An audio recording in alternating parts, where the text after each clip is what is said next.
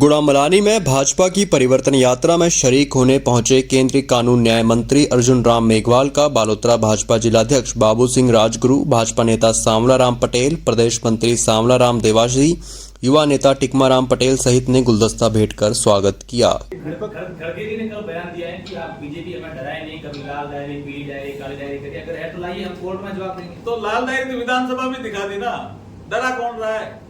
कौन था? राजेंद्र जी गुडा, उन्हीं के ही मंत्री थे, हमारे आदमी थे क्या?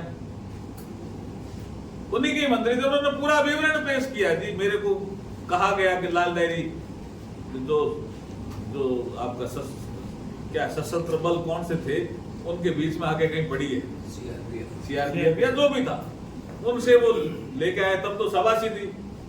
और जब लाल डायरी में काली करतूतें निकली तो उनको लगा लाल डायरी तो बहुत खतरनाक है, और लाल डायरी तो चुनावी एजेंडा बन गया। अब खड़गे जी भी बोल गए लाल पीली कोई भी हो, तो वो तो दिखाई रहे हैं कि खनिज में इतना घोटाला हुआ, उसमें इतना घोटाला हुआ, दिखाई रहे। खड़गे जी नहीं देखी तो पता नहीं, और खड़गे जी पता नहीं भूल गए। यही अशोक गहलोत है। खड़गे जी ऑब्जर्वर बन के आए थे यहाँ। इसके साथ अगर मैं गलत नहीं हूं तो अजय माकन भी थे, और इन्होंने फोन किया कि हमें विधायक दल की बैठक बुलानी है, आप उस बैठक में रहेंगे क्योंकि आप मुख्यमंत्री हैं और विधानसभा के लीडर भी हैं सदन के। और ये तन्नौत माता आ गए थे, और बाद में खड़गे जी फोन मिलाते रहे तो बोला फोन लग नहीं रहा है।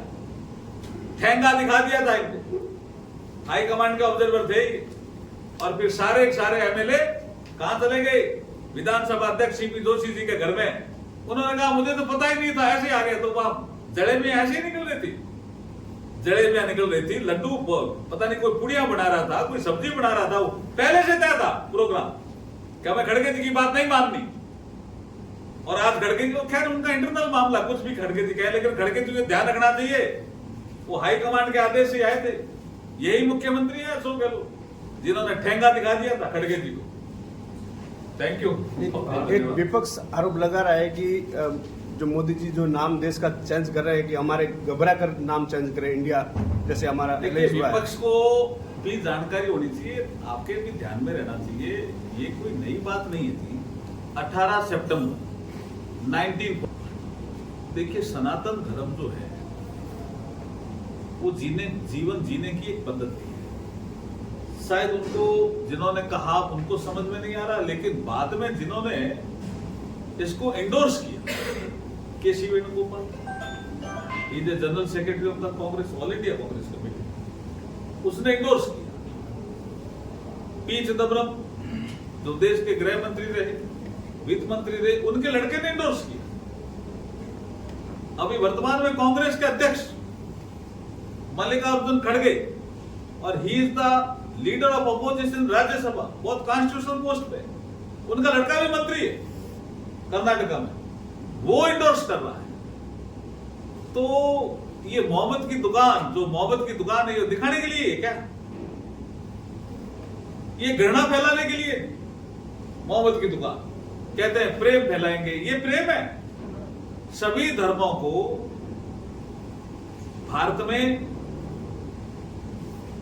स्वतंत्रता भी दी है, जो जिस धर्म का हो उस धर्म को मानने की बात भी की है।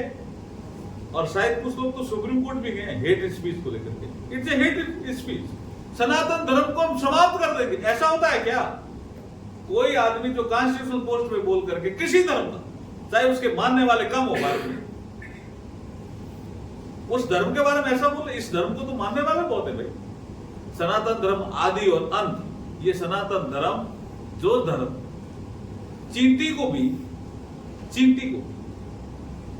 पहले चींटी को भी कुछ दे, हम हाथी को भी। आप तो इस एरिया में बैठे हैं, इस एरिया में बहुत बड़ा कवि हुआ है जिसने ऐसा कहा भी है, चींटी को कण देत राम जी, हाथी मण भर खाई। हाथी एक मण खाता है। तो अब ये सनातन धर्म कहता है कि अगर आपके पास कुछ है तो हाथी को भी दीजिए।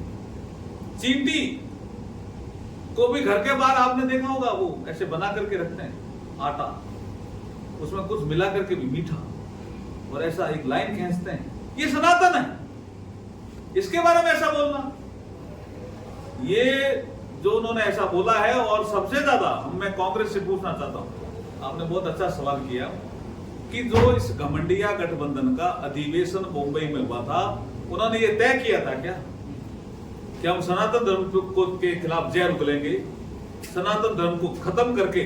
और हम सवाल पूछना चाहते हैं राहुल गांधी से और सोनिया गांधी जी से, आप बताइए क्या आपने तय किया क्या? और आपके लोग क्यों बोल रहे हैं? आपके वो लोग इंडोर्स कर रहे हैं, इसका मतलब आप सोची समझी चाल है।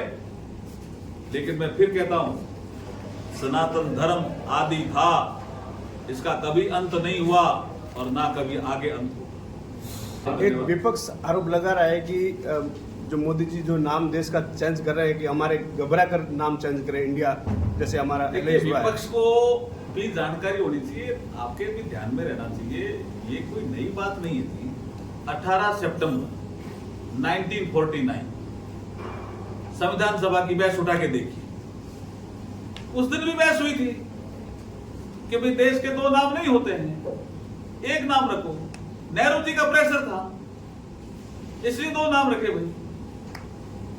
कामत, अगर मैं गलत नहीं हूं तो कामत साहब का तो अमेंडमेंट आया था इसमें, एचबी कामत, इसमें कमलापति त्रिपाठी भी थे, बाबा साहब डॉक्टर अम्बेडकर, उन्होंने भी कहा नाम एक हो तो ठीक है, लेकिन India that is Bharat, Bharat तो लिखा भी है ना संविधान में। आप कोई हिंदी की संविधान की किताब उठाओ, भारत का संविधान नहीं लिखा है क्या? इनको भारत से क्या आपत्ति है? हाँ, मोदी जी ये जरूर कहते हैं अगर कॉलोनियल पीरियड के कानून अगर गलत है उनको हम रद्द करेंगे, कॉलोनियल पीरियड के अगर कानून काम के नहीं है तो उनको रद्द करेंगे, उस काम में हम लगे हुए हैं। तो ऐसे बहुत से, अब जैसे हम इंडियन एविडेंस एक्ट में संशोधन कर रहे हैं, अब प्रिवी काउंसिल उस समय का लिखा हुआ, प्रिवी काउंसिल अब होना चाहिए था, हमारे सुप्रीम कोर्ट आ गया भाई, तो उस किताब में आज भी प्रिवी काउंसिल। कोई आदमी अपराध करके दाऊद की तरह और भाग जाए विदेश, क्या वो तो भगोड़ा है सर, उसमें कोई मुकदमा नहीं चल सकता? तो मुकदमा क्यों नहीं चल सकता? सजा क्यों नहीं हो सकती? वो होगी, उसके बाद अपील करने भारत आना पड़ेगा उसको। ये सब सुधार है, ये सब सुधार है, ये सुधार भी बहुत तेजी से आपको आने वाले समय में दिखेंगे, मिलेंगे। बहुत बहुत धन्यवाद जी आपका। बीजेपी में शामिल होने के लिए कमेटी बनाई है, इसमें आपको जिम्मेदारी दी गई, क्या कोई बड़ा नेता शामिल हो रहा है? देखिए, ये ज्वाइनिंग का जो कार्यक्रम है उसको मैं देखता हूँ, बात सही है। मेरे साथ वासुदेव देवनानी जी की जो पूर्व शिक्षा मंत्री है वो भी देखते हैं, फिर हम प्रदेश अध्यक्ष और हमारे महामंत्री संतन चंद्रशेखर जी उनके सामने भी चर्चा करते हैं, फिर उसको हम हमारे प्रदेश के प्रभारी अरुण सिंह जी के पास ले जाते हैं, फिर ये नाम तय करते हैं। अभी हम हर 15 दिन में इस कार्यक्रम को कर रहे हैं।